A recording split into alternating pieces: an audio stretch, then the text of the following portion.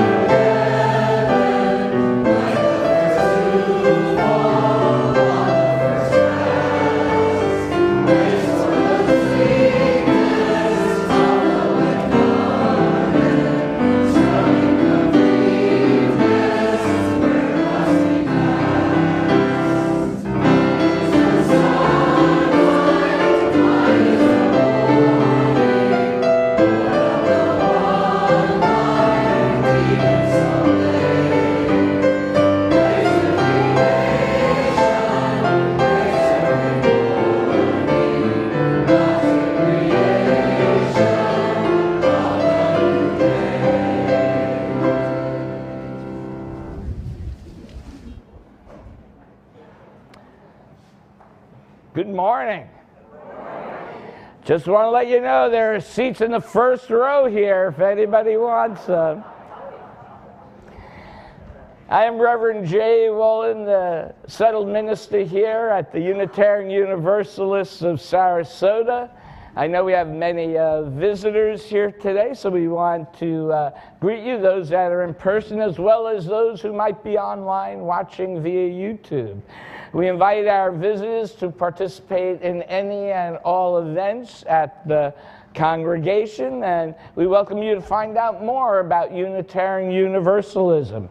We invite you to consider registering in either our virtual guest book, which is online, more Vanna White, I guess, which is online at our website, uusrq.org. If you are in person here, there's a sign-up sheet at the table right outside the sanctuary. And if you sign up, you will get one newsletter a week about all the events that are happening here, as well as some Zoom links for our online events. And as always, we invite you to join us for coffee and conversation after the service, where we can all look forward to getting to know each other. So we have a couple of special announcements. You are invited to join the next meeting of the Democracy Action Team on Wednesday, April 10th, 6:30 to 7:30 p.m. in the Reeb Room, which is the room on this side. I always get the east and west mixed up. So this side. And it will help shape our plans for getting into good trouble with UU the vote during the 2024 election cycle. For more information or to sign up, see the contact or speak with Dale Anderson or Aubrey Phillips.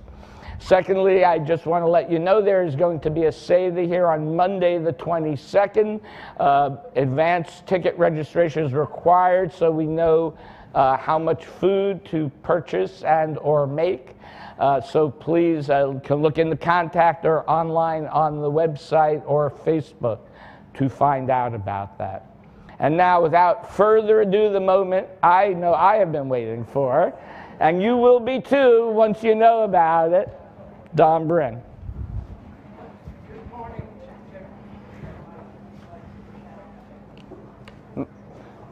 Check. Testing, Mike. 1, 2. Testing, 1, 2. Check, 1, 2. I see he's, oh, there we go. Hi, good morning, everybody, and happy Easter. So, if you are one of those who wants to sing along with the Hallelujah Chorus, if you have the music or you've talked to me about singing along, you are welcome to come down. We've got room in the aisles and come around the piano, whatever you're comfortable with. I just wanted to say we chose this piece this morning because of a couple reasons. One, it is the Easter holiday, and the UUs among us and also our friends who are Christian, we want to support them and celebrate this wonderful holiday, and also because of the exuberance of spring. And so we decided that this, if nothing else, is an exuberant piece of music. So you are free and welcome. We would love to have you join in at any point if you want. We are not going for all the correct notes. We're only going for that exuberant spring feeling, and so feel free to join out. And if you don't feel like joining in anything else, at least feel free to join us in the final Hallelujah at the very end. So this is the Hallelujah chorus. And in case you didn't know, this is from an oratorio, and you might hear this at Christmas time very often, but this is actually from the Easter part of the oratorio.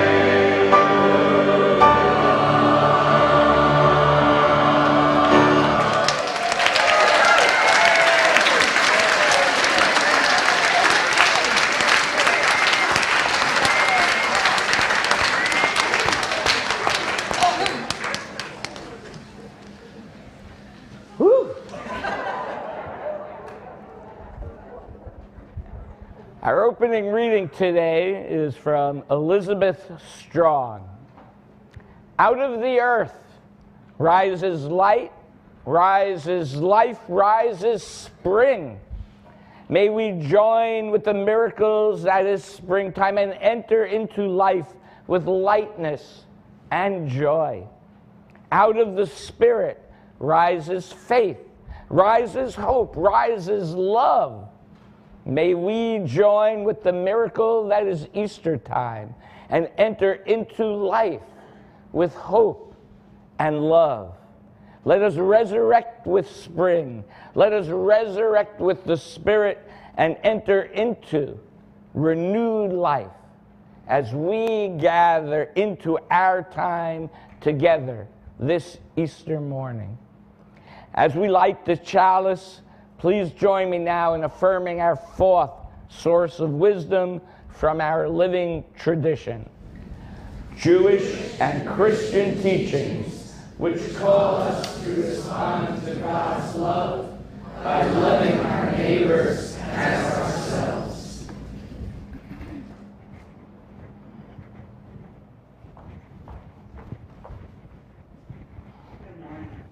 Good morning. And happy Easter to all of you. It's so great to be back. You know, Easter and so many of the springtime religious and spiritual holidays all around the world center around the idea of loss, mostly through the death of something, either the earth or a loved one, which leads into a period of reflection of our own life and a renewal in life's positive directions.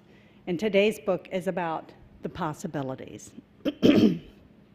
Maybe by Kobe Yamada and illustrated by Gabriela Baruch. Have you ever wondered why you are here? You are the only you there ever has been and ever will be.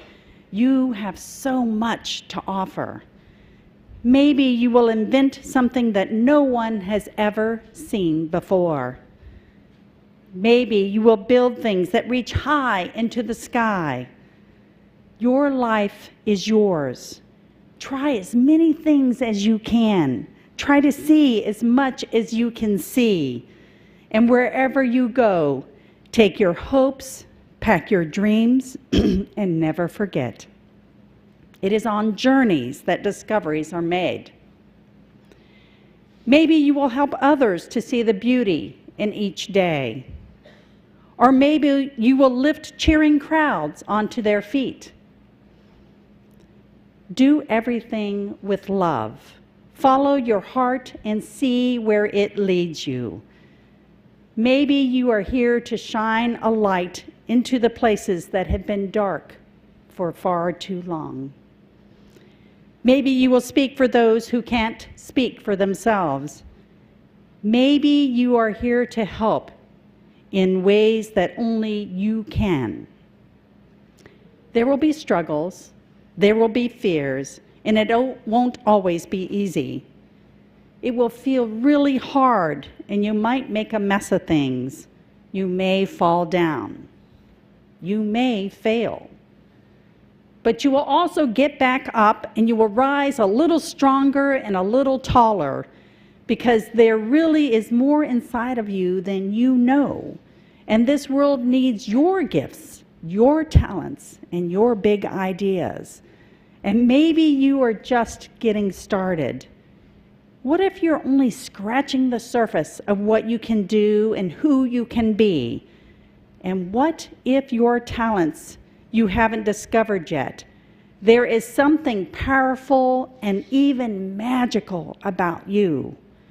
You already have everything it takes to do big things. Maybe you have no idea just how really good you can be. And maybe you don't know how much you matter. But maybe, just maybe, the world has been waiting centuries for someone exactly like you. So one thing is for sure, you are here. And because you are here, anything is possible.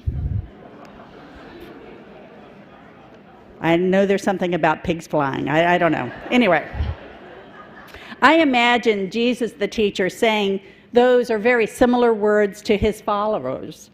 We are magical and part of the divine. We are here to learn and to use our gifts to help our world and others in it. Life can be challenging, but we possess everything we need to reach our potential. And one thing is for sure, you are here, and because you are here, anything is possible. So I now invite all the children and the youth to join me in the West Wing for a day of fun activities and egg hunts. So ignore the people running around outside. Just the kids.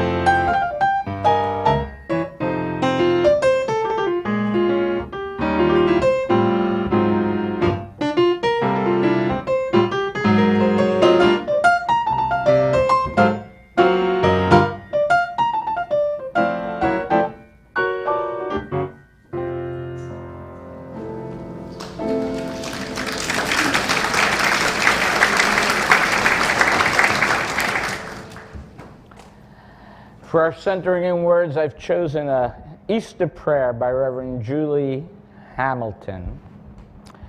Spirit of hope, settle into our bones on this Easter morning. Remind us once again that the dawn light is never a gamble. If there ever was a sure bet, it is the sunrise. Even stones crumble, even grief changes and shifts. And death is a mystery that is certain but not solid. But hope is like the sunrise, eternal and bone-bred within us. We are creatures built by sunshine and cannot carve this hope out of our bones if we tried. And yet people have tried to entomb the light, tried to seal off the morning. Emperors and kings, priests and patriarchs have brought down death, certain but not solid, on any who point to a new dawn. In these fearful moments, we can be forgiven if we stumble and doubt and deny, but still, the sun rises and calls her children to bloom. Always, she says, always I return. So don't despair, all is not lost. The small ways of the petty tyrants never win. So place your money on the sunrise. Who are we to bet against glory? Now, as we go into our time of silence, we do remember that death is certain. This past week or so have been a testament to that, as 4 of our members have died. Olivia McGrath, June Brizgala, Jim Routabaugh, and Charles Allen. Let their light shine on in all the good that they did in this world and in our memories of their lives.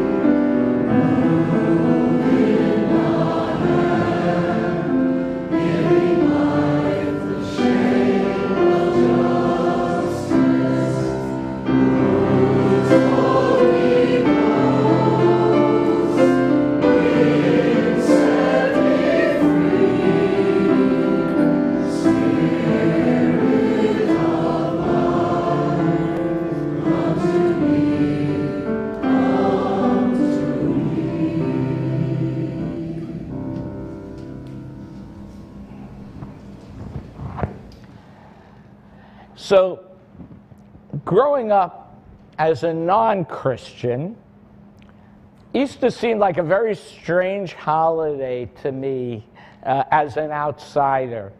I knew it was one of the two big Christian holidays. They closed school for it on Friday. And as a child, all I knew about Easter was it had something to do with bunny rabbits and eggs. I thought, what an interesting religion that is. I would ask my friends who were Christian about it, and they had no idea what the rabbits or eggs had to do with Easter. And, to them it was just a big celebration, with special food. They had to go to church, but, that was the price they felt they had to pay for the big party. And they always had ham also, I don't know if that was like a Jewish, because it's, ham is pork, which Jews are, religious Jews don't eat, but whatever. Anyway, over the years, I am a curious person, so I kept asking questions. And I came to understand simplistically that Easter told the story of the murder of Jesus of Nazareth, who was a rabbi in the first century in what today is Israel. And in the Christian theology, his subsequent physical resurrection 3 days later. And as I grew older and started to study religion, I actually read the Christian scriptures, and I tried to put some context to the story. But I have to say, no matter how many zombie movies I watch, based on my experiences in the world, the concept of a physical resurrection of the dead just didn't make sense to me.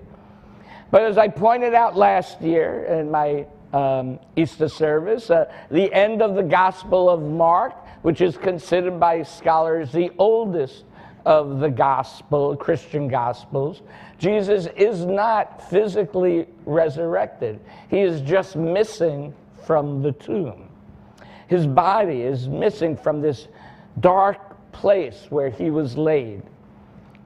So due to this rejection of a physical resurrection, we often seem to reject the whole story of Easter because others have defined it as such. I was talking to someone recently, and they were also decrying the movie Noah. I don't know why they brought that up, but they were going on and on about how they never could have fit all those animals on the boat like that, and the animals never would have gotten along with each other. And then I asked, why can you enjoy watching and make meaning out of movies like Star Wars or X-Men or Sandman or American Gods for our younger congregants? A story doesn't have to be literally true to have meaning. Right? I think because we are often inundated with people trying to make literal sense out of biblical stories that we lose track of what could be their deeper meaning. And this was, again, brought to my attention. I was watching a movie, Cloud Atlas. It's a very complex movie that tells the story, as a book also, that tells multiple storylines over multiple millennium of years. I think it's a good movie. I'd rate it 8 out of 10 on my J. Wolin movie rating scale. But in one scene, two people from different cultures, one from a more technologically advanced culture and one from a tribal culture. And the one from the more technological advanced culture, they see a statue of the tribal culture's god, whose name is Somni. And the person from the technologically advanced culture tells the tribal person, Somni weren't no god. She died hundreds of years ago. Her life was sad, and she died trying to change the old one's thinking. And that is sometimes how I think of Jesus. Someone whose life was short, whose life, even by the stories we tell about him, were a struggle, and he died trying to change the society that he lived in. Somni, when asked why she fought for justice, even knowing her plan would fail, said, and I quote, "If I had remained invisible, the truth would have stayed hidden. I couldn't allow that," end quote. And I think in his own way, Jesus and his followers were trying to teach people the truth about his vision of how to live in the world that was very different than the status quo of the one they lived in. And over 2,000 years later, Jesus' story still permeates throughout our culture. I believe it permeates not just because of the previous power of the Roman Empire or the slick marketing of megachurches. It permeates because it touches people deep down in the core of our understanding of our human experience. We live in a world and society that is unjust, and we often feel powerless to change it. We all struggle with change. We all face obstacles in our life, some, many more than others. But deep down, we know something has to change. But often we try to ignore it because we know change could cause pain and will definitely cause uncertainty. Each time we ignore that deep calling, that obstacle grows just a little more. But then something or someone sparks something within us that wakes us up, that pushes us to change. Because we realize that silence has led us to the consequences that we now face. Or maybe it makes us realize our time is running short because we never know the future. Sometimes it can be a sorrow. I remember in my life, such as when the World Trade Center attacks happened, or the loss of a loved one, or an illness, the election of a certain politician I vehemently disagree with, or seeing those I love be harmed. Other times we are inspired by something or someone that drives us to explore who we are and what we are capable of. Perhaps the birth of a child or a grandchild, finding something that you are passionate about, something you've been searching for your whole life. And maybe your previous circumstance did not allow for this or encourage change. Maybe we were just living on cruise control. Maybe it just seemed too darn hard. But struggle and overcoming struggle is what leads to growth and leads to change and leads to self-awareness. And sometimes you have to let go of the things that hold you back. Sometimes you have to let your past die so that you can start a new future. Perhaps resurrection is freeing yourself by letting go of a relationship that you know is no longer good for you. Perhaps resurrection is opening your heart and letting go of a grudge that you have been holding way too long. Perhaps recognizing that today is Transgender Day of Visibility. Perhaps resurrection is making yourself whole by letting your birth gender die and recognizing your new or non-binary gender. More often, I find people do things out of habit or routine. You know, in my previous profession in business, when I would go into a new company, I would always ask employees why they were doing things a certain way. And I told them the one answer they could not give me is because that's the way we always did it.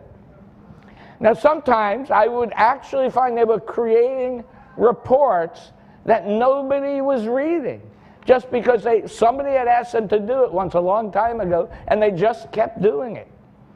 Right? The way we always did things, it might still be the right way, but if we don't consistently ask the question, if we don't explore deeply, we will never know. The world around us is changing at a rapid pace. I believe in less than a generation, artificial intelligence will change the fabric of all life on this planet. For good or worse is yet to be determined. It's hard to keep up. It is. It's very hard to keep up with all these changes. But we need to change to meet the changing need of our universe. We need to find some universal understanding about how to be in the world together that will hold us through these changes in life. An understanding that will help shape us as human beings, as a community, as a society. We need fellow travelers on the path to help us search for that truth and walk with us during that journey of uncertainty. And that is why we come together in community, to create an environment to search for understanding and meaning, to find fellow travelers, to understand our values and our vision, and then to act with those values in the world. In the midst of uncertainty, though, we do provide a foundation of certainty. Right? Some things we know that will always be there. We light our chalice. We extinguish the chalice. Right? We sing Spirit of Life. And we take a collection. What is uncertain, though, is how much you will give. Perhaps you will try something new and give more than you normally do. It's an experiment, right? See how good it feels, how joyful it feels to give more to the UUs of Sarasota. Please be as generous as you can. For those online or on your cell phone, there is a link in the YouTube video, or you can use the QR code in the order of service. Let this sacred time begin.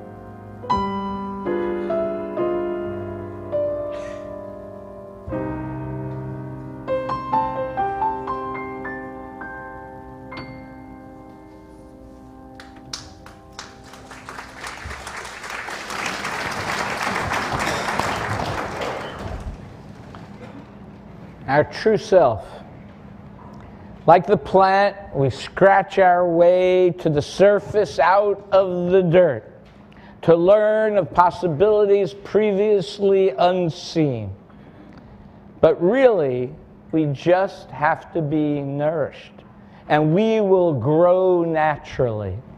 Let us stop for a moment and bathe in the sun, and then let us let go of our defenses and dare to reach for the sky.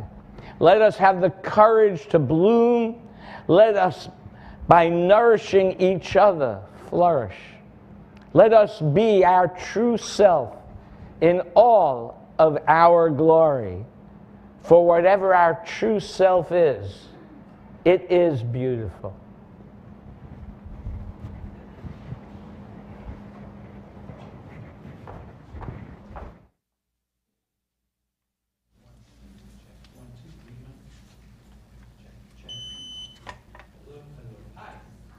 Is the mic on? I can't tell. Can you hear me?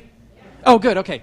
Hi. This next piece that we're going to sing is a piece by a Norwegian composer named Ola Geijo, and it's a beautiful piece of music, and he's one of the most popular writers for choral music today, because what he does is he takes these ancient texts with a sort of religious history.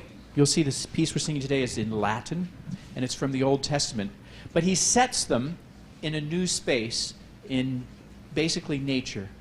So, so this piece is it's called Northern Lights, and it's about him watching the Northern Lights when he was in his home country of Norway, and how overwhelming. And you'll see the text talks about a beauty that is so amazing that it's terrifying. So he creates this space for us where we can simply let the music and this, even if we don't understand the words, we let the music sort of take us to this space where we can think of our own history, our own place where we can imagine when we were inspired or saw beauty that was so amazing that it terrified us.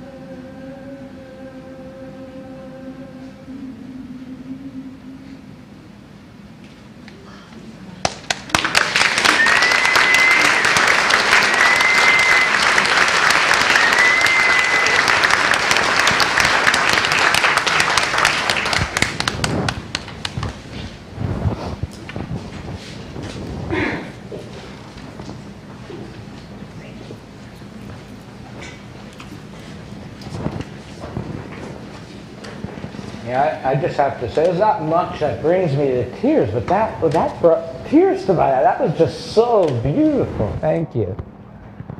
Old Yeller also brings tears to my eyes.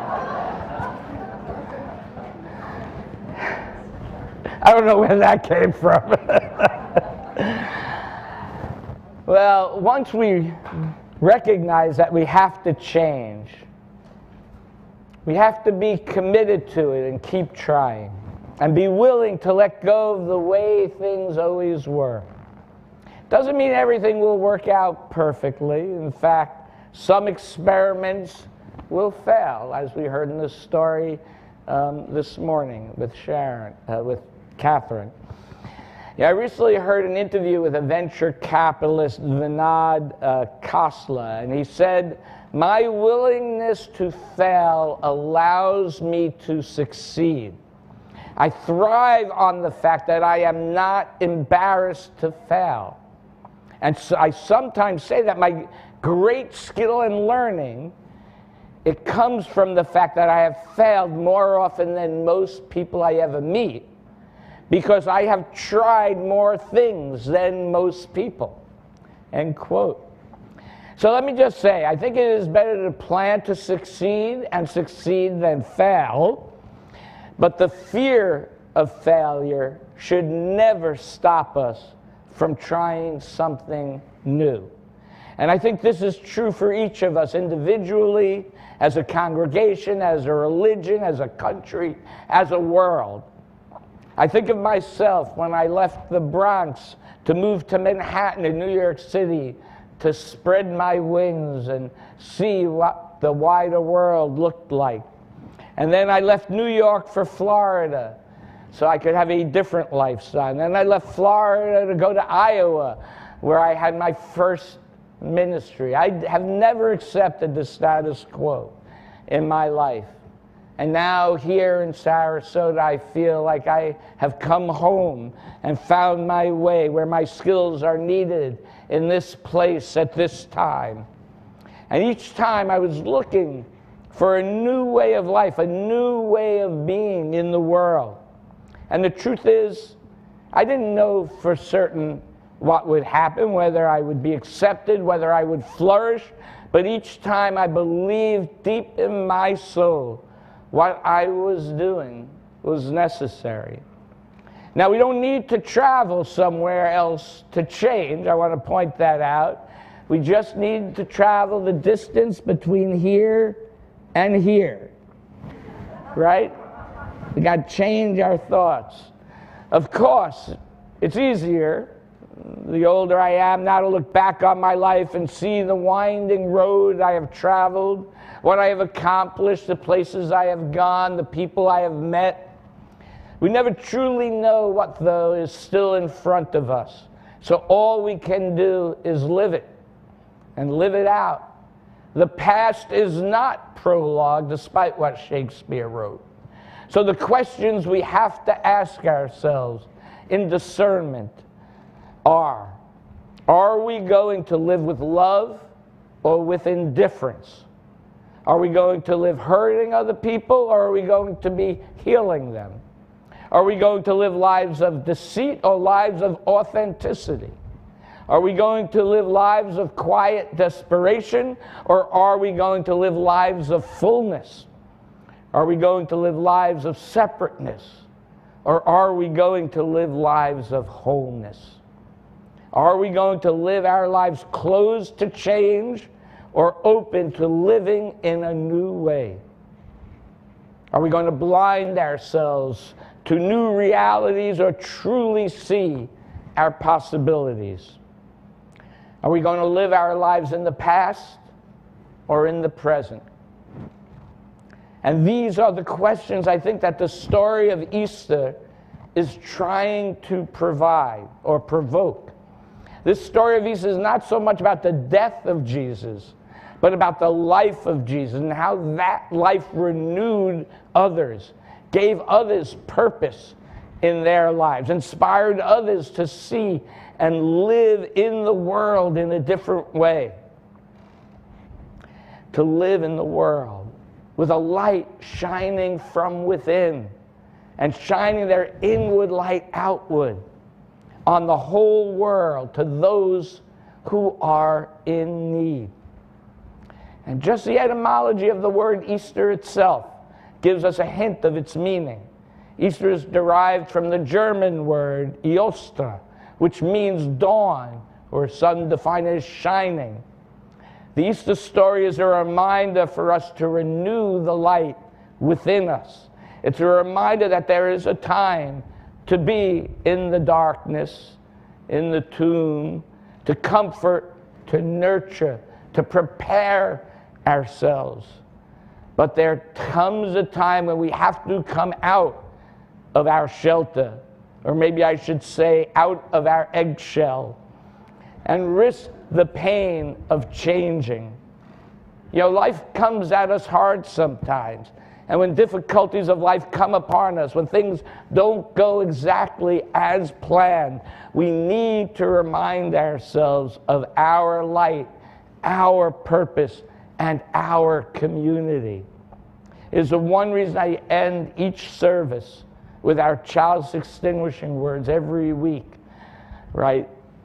So those words can be instilled upon our heart when we walk out the doors here. In the light of truth. Truth is what guides us. In the warmth of community, for it is community that sustains us and will endure. And the fire of commitment, because it is only through the commitment to who we are and what we do can we hope to live out our mission and vision. Through all the ebbs and flows of changes in life. So let us, like Jesus and so many who followed him, speak truth to power, to share our power, to love without judgment and heal the broken. Renew the light in yourselves and others. And so now, before we sing our closing hymn, I do want to get back to the bunny and the eggs. I just feel I don't want to leave you hanging on that. There are many theories and factoids about how the bunny and the egg thing got started. Most scholars, and you can Google it if you're really interested, but most scholars see this as an adaptation of pagan rituals of fertility. For me, though, it is a religious symbolism that life and the need for life to keep moving forward, to not only survive but to thrive in many different colors, shapes, and designs, just like Unitarian Universalism. May you have a happy and blessed Easter. May you keep your lights burning bright. I invite you to rise in body and spirit for our closing hymn, What a Wondrous Love.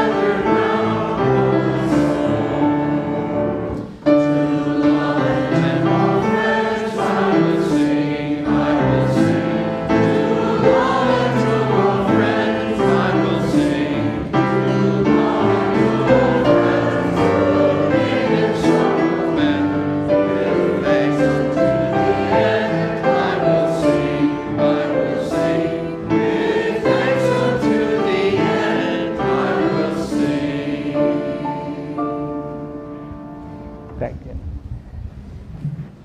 And thanks to our song leaders as well.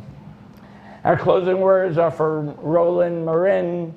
May the warm sun shine upon you. May the brightness of the green grass fill you with exultation. May the sweet perfume of spring flowers scent the place where you stand. May the songs of the birds bring music to your soul and love. Fresh and bright, renew your life. May it be so. Please join me in extinguishing our chalice. We extinguish its flame, but not the light of truth, the warmth of community, or the fire of commitment. These we carry in our hearts until we are together again. Thank you all for your presence here today. Go forth and be joyful.